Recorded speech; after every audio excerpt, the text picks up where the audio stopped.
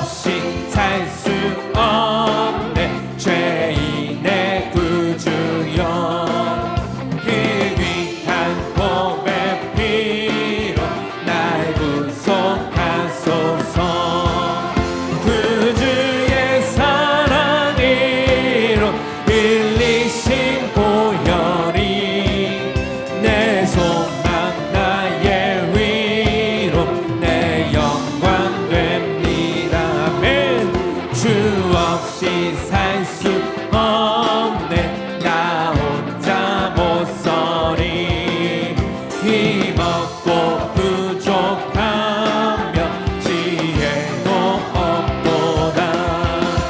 내 주는 나의 생명 또 나의 힘이라. 주님을 의지하여 지혜를 주 없이 살 수 없네. 주 없이 우리 주님은 다 하십니다. 하시나. 아멘.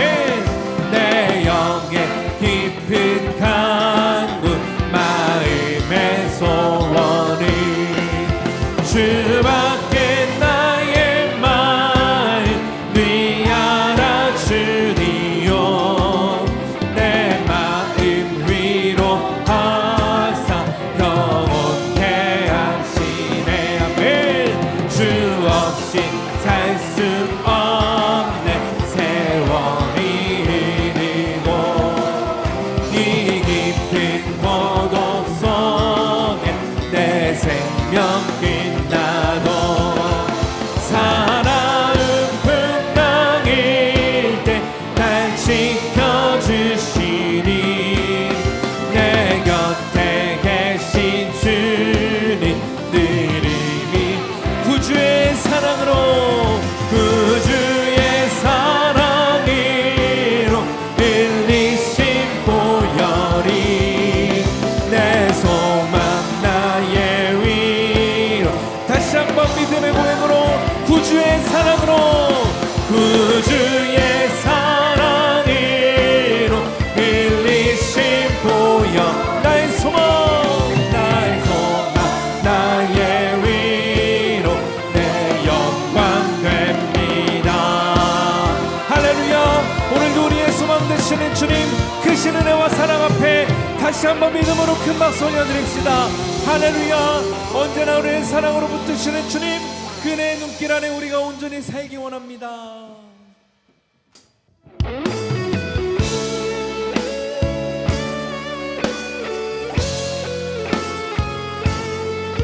우리 지금도 여전히 사랑으로 바라봐 주시는 그 주님 앞에 우리 믿음으로 노래하겠습니다.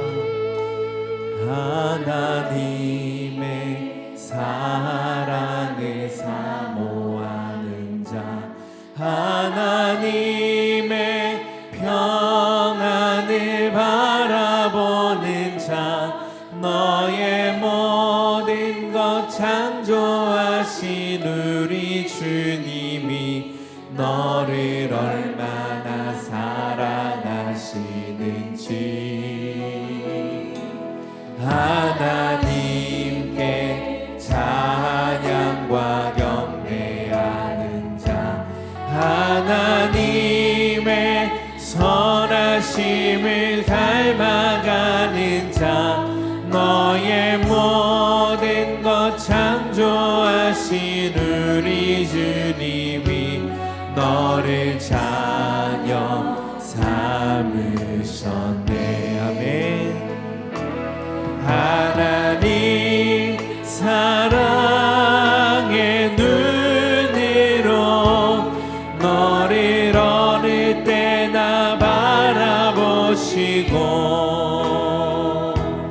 하나님 인자한 그로서 언제나 너에게 기울이시니 어두움에 밝은 빛을 비춰주시고 너의 작은 신음에도 응답하시니 너는 어느 곳에 있든지 주를 향하고 주만 바라보. 다시 한번 하나님의 사랑을, 하나님의 사랑을 사모하는 자, 하나님의 평안을 바라보는 자, 너의 모든 것 창조하신 우리 주님이 너를 얼마나 사랑하시는지. 아멘. 하나님께 찬양과 경배하는 자, 하나님의 선하심을 닮아가는 자, 너의 모든 것 창조하신 우리 주님이 너를 찬양. 우리 함께 자리에서 일어나 고백하겠습니다.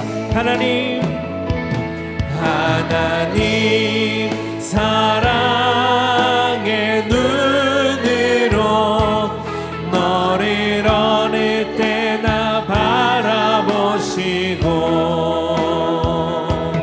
하나님 인자한 귀로서 언제나 너에게 기울이시니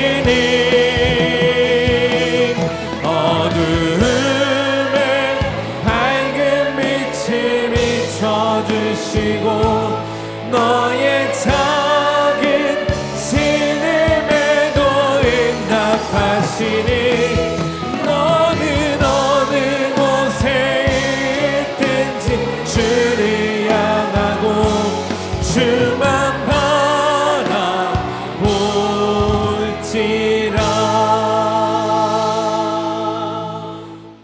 내게로 돌아오라 회개라는 제목으로 하나님 말씀 나누겠습니다. 마가렛 하긴스는 미국 종군 기자였습니다.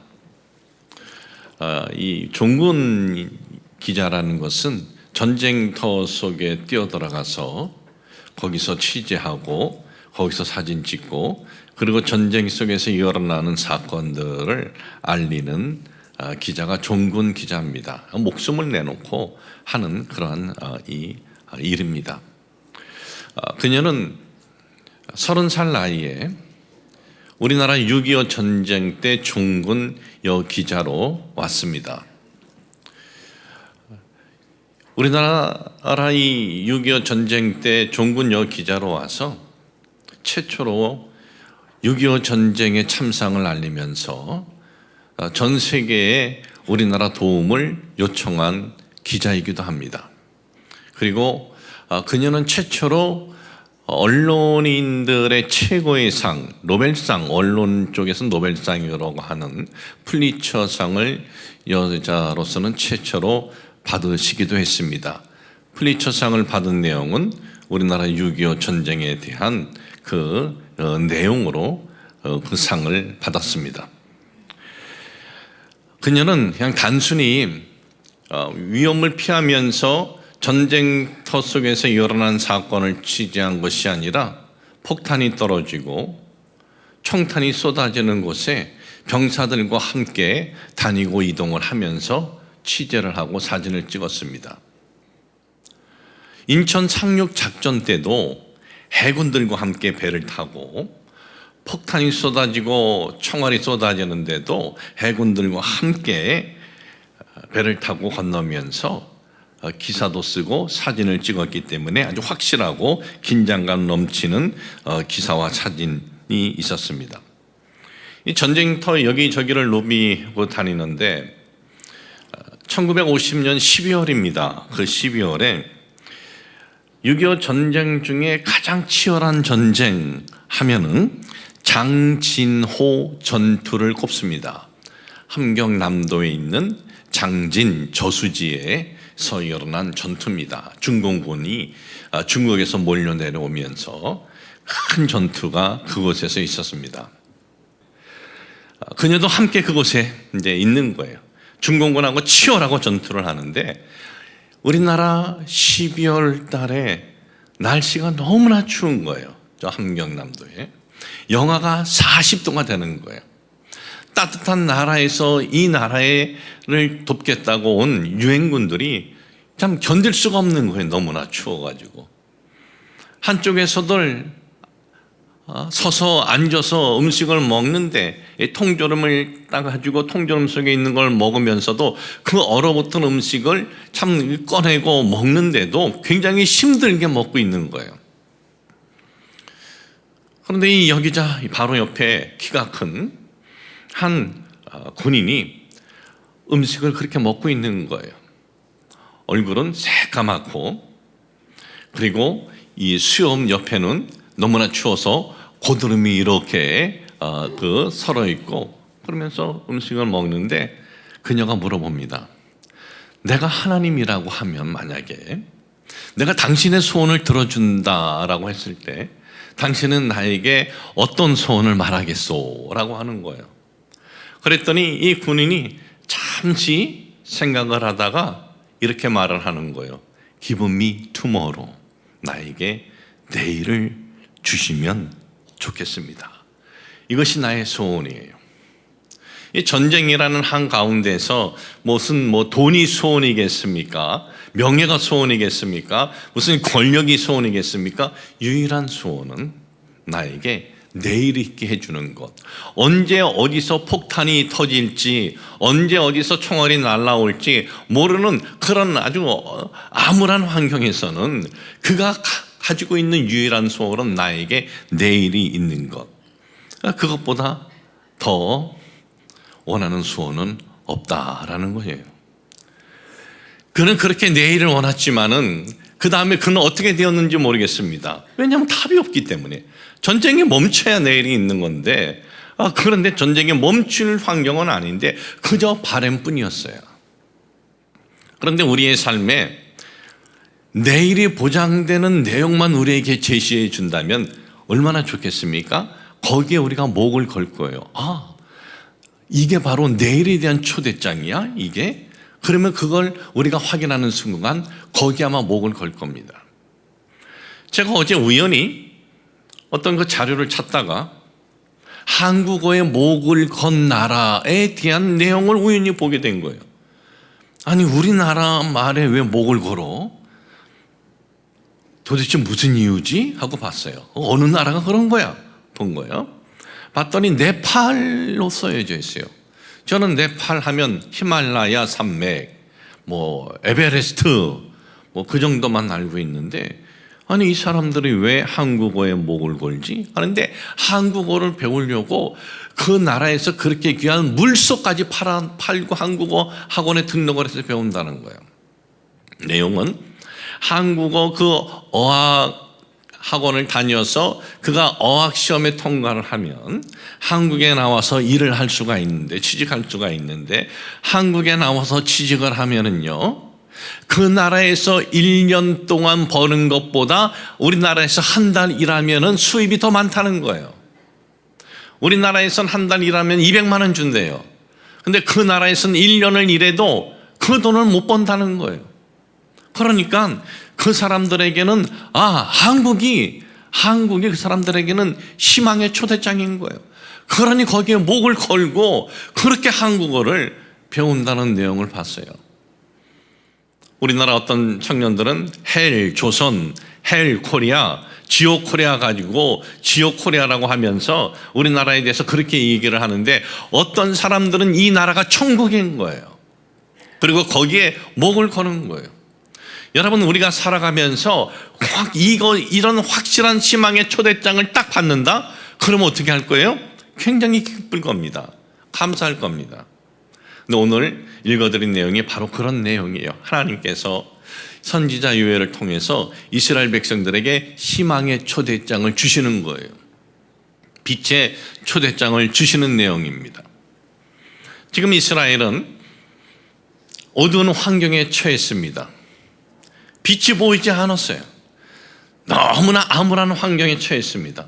그러면 이 유대 땅이 왜 이렇게 암울한 환경에 처했습니까? 어떻게 해서 이렇게 어두운 환경이 되었습니까?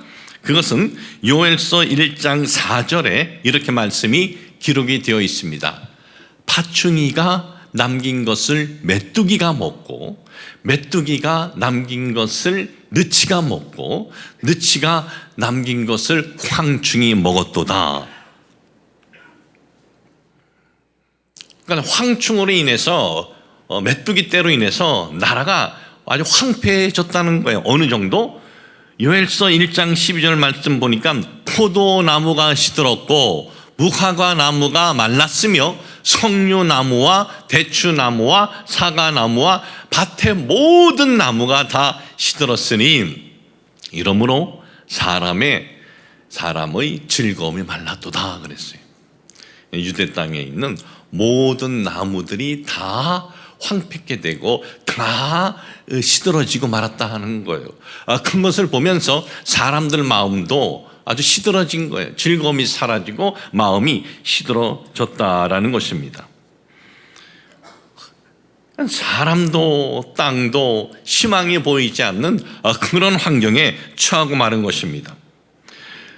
이 메뚜기들의 이러한 공격은요, 한 번 일어난 것이 아니라 그 땅에 지속적으로 일어났습니다. 지속적으로 좀 뭔가 이렇게 좀 또 나무들의 열매가 맺고 꽃이 피려고 하면 메뚜기 재앙이 또 일어나고 지속적으로 일어난 거예요. 이렇게 참 메뚜기 때로 인해서 환경이 황폐게 되었는데 그것으로 끝이 아니다라는 거예요. 이웃 나라가 너희를 침공할 것이다. 큰 전쟁이 일어날 것이다 라는 거예요. 그리고 그 전쟁으로 너희는 망하게 될 것이다 라는 것입니다. 지금 저들의 눈앞에 펼쳐진 것은 메뚜기 재앙으로 인해서 다 나라가 황폐게 되었어요. 그런데 그거로 끝이 아니라 이제는 그 이웃의 강대국이 이 나라를 멸망시킨다라는 거예요. 바로 그런 환경에 처했을 때 선지자 요엘이 선언합니다. 그런 환경 가운데서도 이 선지자 이 요엘은 하나님이 주신 그 말씀인데 너희들에게 이런 환경인데도 너희들 소망을 가질 수 있다라는 거예요. 너희들이 희망을 가질 수 있는 길이 있다라는 거예요. 그냥 희망 가져 소망 가져가 아니고 이렇게 하면은 희망의 길로 갈 수가 있어. 이렇게 하면은 빛의 길로 갈 수가 있어 라고 하면서 알려주는 내용이 바로 본문의 말씀입니다. 오늘 여러분들에게 읽어드린 본문 말씀 요엘 1서 2장 12절에서 14절 말씀 야훼의 말씀에 이제 야훼의 말씀에 너희는 이제라도 금식하고 울며 애통하고 마음을 다하여 내게로 돌아오라 하셨나니 너희는 옷을 찢지 말고 마음을 찢고 너희 하나님 야훼께로 돌아올지어다. 그는 은혜로우시며 자비로우시며 노하기를 더디하시며 이 인애가 크시사 뜻을 돌이켜 재앙을 내리지 아니하시나니 주께서 혹시 마음과 뜻을 돌이키시고 그 뒤에 복을 내리사 너희 하나님 야훼께 소제와 전제를 드리게 하지 아니하실는지 누가 알겠느냐. 이 말씀은 이렇게 시작을 해요. 지금 이스라엘 민족은 낙심, 절망, 포기 그런 환경이었는데 하나님 말씀이다라고 하면서 너희는 이제라도 이렇게 해요. 이제라도라는 것은 뭐냐 하면 아직 너희에게 기회가 있어라는 거예요. 이제라도 웨캄 아타라는 이 말의 의미는 뭐냐 하면 지금 다 끝장난 상태이지만은 그럼에도 다시 회복될 수 있다, 다시 기회가 있다라는 뉘앙스를 가지고 있습니다. 이런 환경에서 그럼 다시 회복되고 다시 이 기회가 있는데 어떻게 해야 되느냐? 하나님께로 돌아오라 이거예요. 내게로 돌아오라. 어떻게 하는 것이 하나님께 돌아가는 것이냐? 그 말씀이 요엘서 2장 12절에 말씀이 기록이 되어 있습니다. 야훼의 말씀에 너희는 이제라도 금식하고 울며 애통하고 마음을 다하여 내게로 돌아오라 하셨나니, 여기에 보면 하나님께로 돌아가는 데 있어서의 네 가지의 태도가 나옵니다. 네 가지의 태도. 첫 번째는 뭡니까? 마음을 다하여. 마음이에요, 마음. 먼저 이 마음. 우리의 이 심령. 지금 너희들의 그 마음이 이제는 바뀌어진다 이거죠. 너희들이 하나님을 향한 마음으로 돌이켜야 된다. 진실된 마음으로 하나님 앞에 너희들이 지금 마음을 가져야 된다. 그 다음에 금식에 대해서 말씀하고 있어요. 금식이라는 것은 단순히 굶어라, 굶는 거 참아라가 아니에요. 여러분, 사람은 일정량의 음식을 먹어야 우리가 활동할 수가 있어요.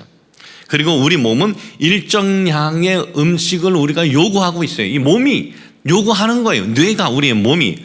그런데 그것을 끊는다라는 것은 내가 스스로 나를 혼내주는 거예요. 금식은 내가 스스로 나를 혼내주고 나를 징계하는 거예요.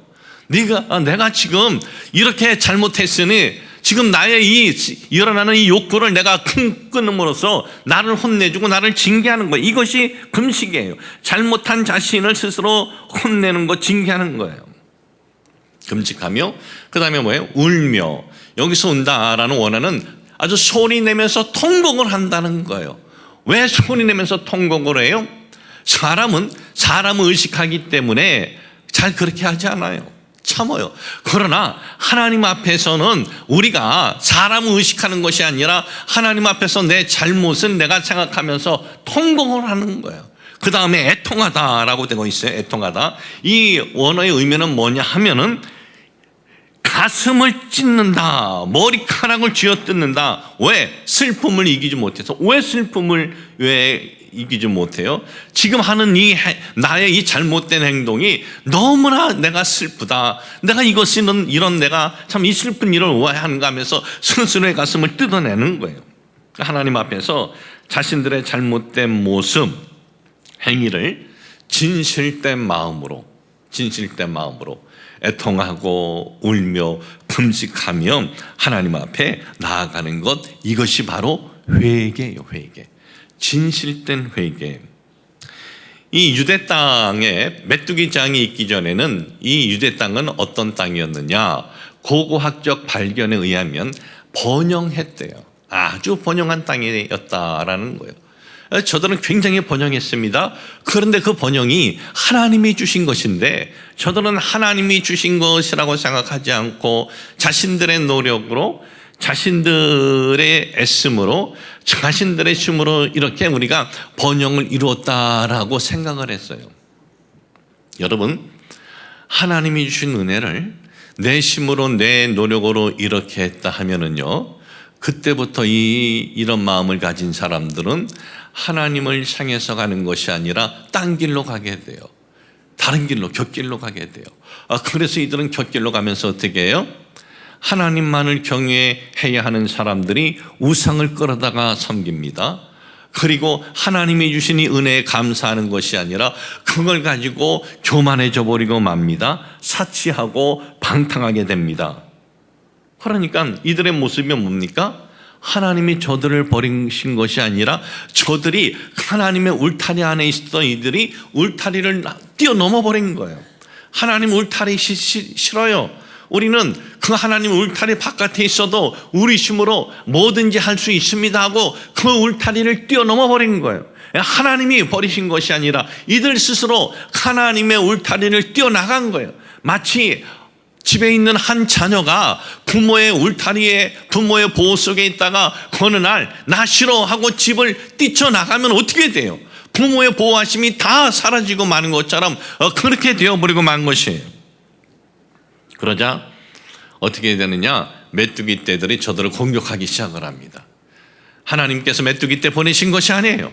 메뚜기 떼는 언제든지 공격할 수 있었습니다. 그러나 하나님의 울타리 안에 있을 때 하나님이 지켜주시고 보호해 주셨는데 그걸 뛰어넘어 버리자 이제는 메뚜기 떼들이 신이 났다고 공격을 한 거예요. 근데 그런 재난은 시작에 불과했습니다. 앞으로 더 큰 심판이 있을 것이다 라는 겁니다. 그런데 저들이 진정으로 회개하고 하나님께로 다시 돌아오면 그 재앙을 멈추게 하신다라는 거예요. 그러니까 진정한 이 회개의 기도는 내일이 보이지 않는 그 환경을 바꿀 수가 있다는 거예요, 이게. 그러니까 이 희망으로의 초대장 안에는 써져 있는 거예요, 답이. 진정한 회개, 그러면 이 희망으로의 초대가 되는 거야. 이걸 지금 주는 거예요. 이걸 보여주는 거고, 이걸 제시하는 거예요.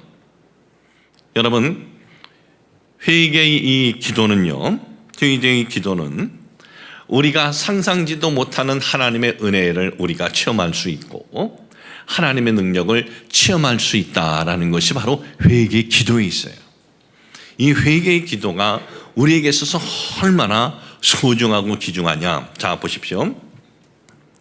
우리가 born again, 중생이라고 그랬죠.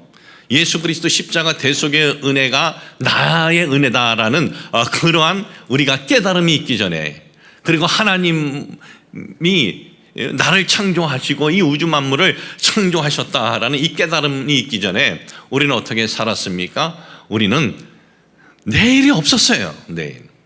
아니, 내일이 없다는 게 뭡니까? 우리는 오늘 있으면 내일이 있다는 걸 생각하고 우린 계획을 세우고 사업도 계획을 세우고 다 살았는데 이게 뭡니까? 아니에요. 우린 내일 없었어요. 우린 이 땅에서의 우리의 삶이 전부야, 다야, 그러고 살았어요. 내일이라는 것이 바로 시간적 내일만이 아니에요. 내일 중에 가장 중요한 내일은 영원한 내일이에요. 근데 그것이 우리는 없이 살았습니다. 그냥 살다가 죽으면 끝, 그렇게 살았어요. 내일이 없는 인생들. 그런데 언제 우리에게 내일에 대한 소망의 빛이 비춰졌습니까? 하나님 앞에 나와서 우리가 진정으로 회개했을 때, 예수 그리스도의 십자가 대속은 나를 위한 주님의 은혜다라는 것을 깨달아졌을 때, 내가 이 땅에서 살아갈 때 눈에 보이는 세상이 다가 아니고 하나님께서 예비해 주신 영원한 내일이 있다라는 것을 우리가 깨달아졌을 때 우리는 회개를 합니다. 회개하면서 하나님 앞에 나아갔을 때 내일에 대한 희망 없이 하루하루 살던 인생이 어떻게 되었습니까? 영원한 내일을 바라보고 영원한 소망을 바라보게 되었다는 거예요. 여러분, 이렇게 볼 때 회개는 하나님의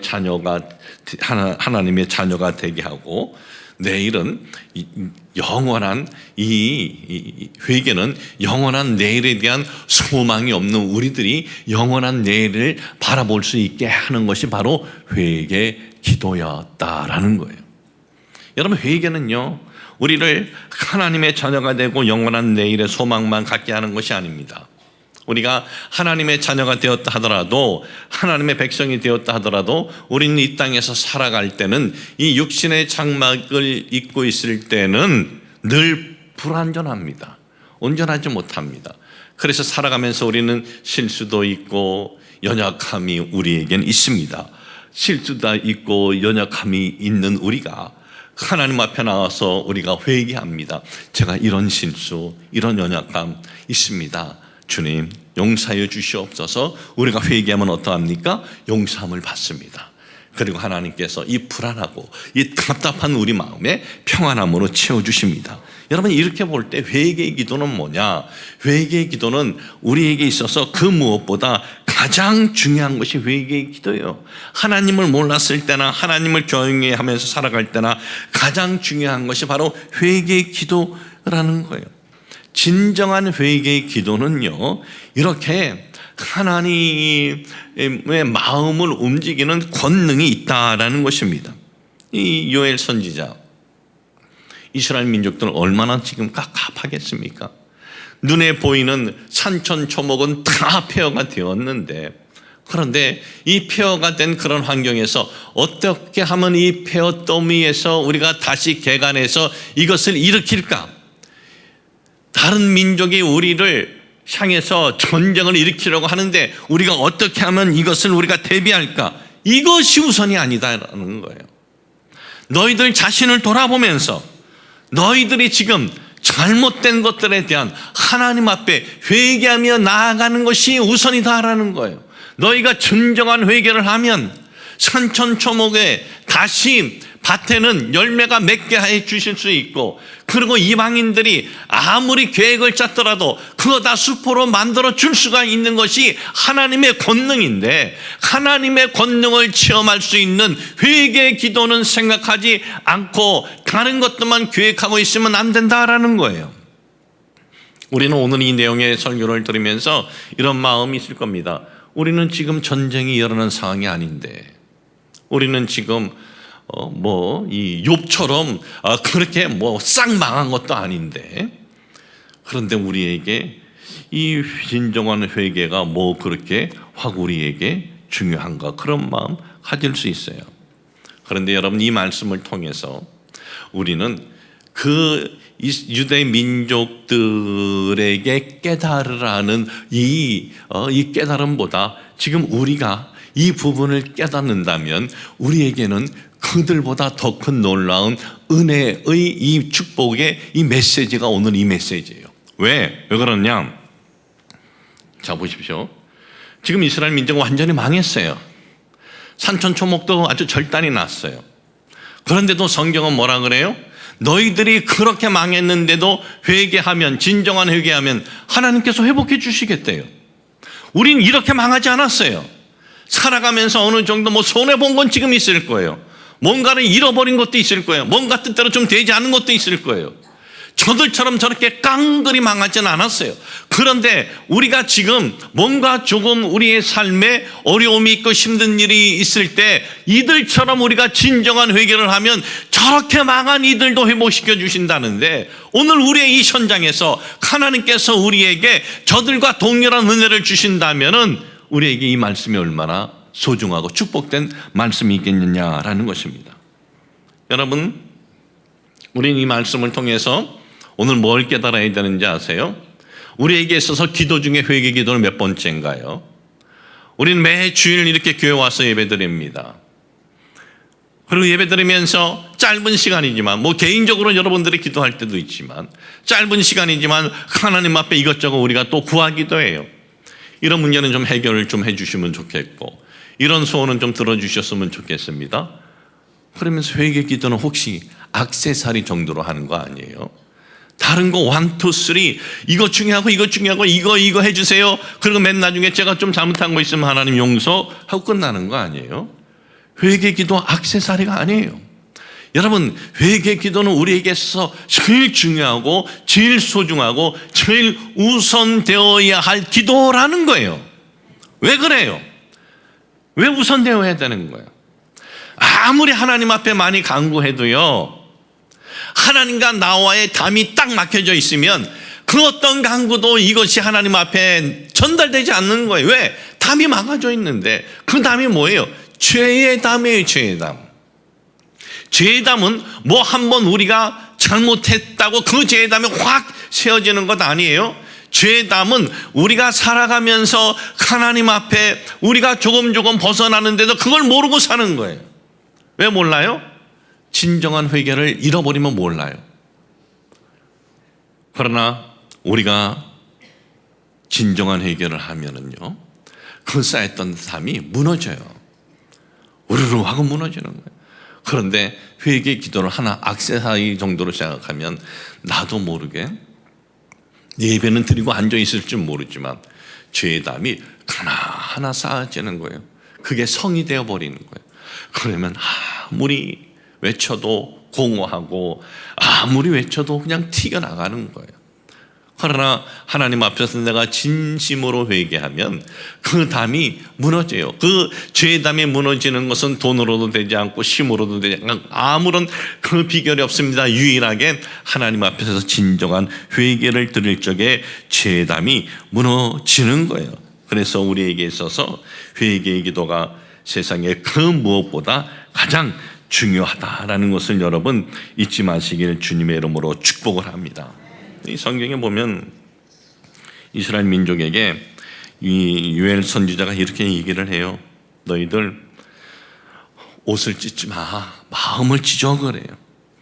이 유대 민족은요, 하나님 앞에 어떤 그 회개를 할 때 이렇게 했나 봐요. 옷을 찢는 것으로 난 회개했다라고 생각했나 봐요. 그런데 옷만 찢어서는 안 돼. 마음을 찢어. 마음을. 그러니까 회개는 진정한 마음이 그 속에 있어야 돼요. 왜? 그래야 하나님께서 어떻게 하시느냐? 예레미야 26장 3절에는 예레미야 선지자는 또 이렇게 말씀하고 있습니다. 그들이 듣고 혹시 각각 그 악한 길에서 돌아오리라. 그리하면 내가 그들의 악행으로 말미암아 그들에게 재앙을 내리려 하던 뜻을 돌이키리라 그래요. 예레미야 선지자 뭐예요? 그들이 악한 길을 가서 이제 하나님께서 그 악에 대한 심판을 하실 거라고 하나님이 계획을 세우셨어요. 근데 그들이 회개한 거예요. 돌아온 거예요. 그러면 하나님이 세우신 계획을 하나님이 멈춰버리겠다는 거예요. 오늘 여러분들에게 읽어드린 이 본문에 있는 말씀도 보십시오. 요엘서 2장 13절 14절도 이렇게 말씀이 기록이 되어 있습니다. 너희는 옷을 찢지 말고 마음을 찢고 너희 하나님 야훼께로 돌아올지어다. 그는 은혜로우시며 자비로우시며 노하기를 더디하시며 인애가 크시사 뜻을 돌이켜 재앙을 내리지 아니하시나니 주께서 혹시 마음과 뜻을 돌이키시고 그 뒤에 복을 내리사 너희 하나님 야훼께 소제와 전제를 드리게 하지 아니하시는지 누가 알겠느냐 그랬어요. 뜻을 돌이켜 주신다 그랬죠. 그 다음에 또 뭐라 그랬어요? 소제와 전제를 드리게 해주신다 그랬어요.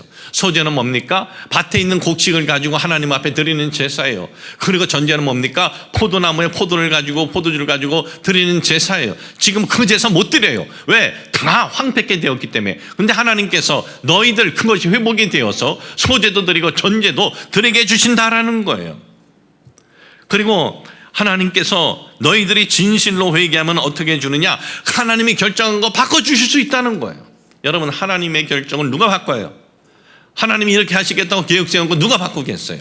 왕이 바꾸겠어요? 그건 누구도 못 바꿔요. 그런데 성경에 보면 하나님의 계획이 세우시고 하나님이 결정 바꿔주신 적이 있어요. 어느 때? 진정한 회개를 할 때. 진심으로 하나님 앞에 나가서 회개할 때 하나님께서 그걸 뒤집게 해주세요. 바꿔주세요.